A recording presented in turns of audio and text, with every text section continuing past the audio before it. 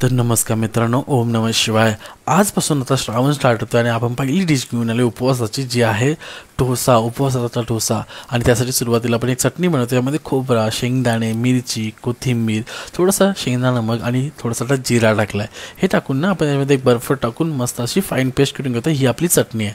इथे साबुदाणे थोडे भाजून घेतो 3 ते 4 मिनटं, कारण का आपल्याला बनवायचं आहे डोसाचा बॅटर। बॅटरसाठी आपण घेतलं साबुदाणे एक वाटी घेतलं वरी, आणि त्यानंतर घेतलं बटाटा उकडलेला, मिरची घेतले, मग टाकले शेंगदाणा नमक थोडासा, इथे टाकते 2 चम्मच दही, थोडंसं पाणी, आणि याची एक फाईन पेस्ट करून घेणार आहे, जो आपला बॅटर तयार होणार आहे फॉर अ डोसा।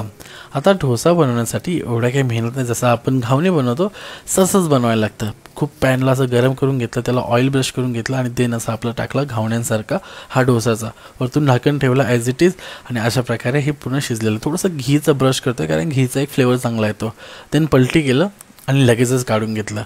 इथे आता बनवतो आपण बटाट्याची उसळ, जी नॉर्मली तुम्ही बनवू शकता आणि खाऊ शकता। थोडासा टाकतो जिरा याच्यावरती, त्यानंतर टाकतो कढीपत्ता, त्यानंतर टाकणार चॉप केलेली मिरची। हे टाकल्यानंतर याच्यामध्ये टाकतो बटाटा थोडा स्मॅश करून। आता मला ना बटाटा थोडा स्मॅश केलेला आणि थोडा चॉप केलेला आवडतो, थोडा खायला टेक्स्चर भारी लागतो।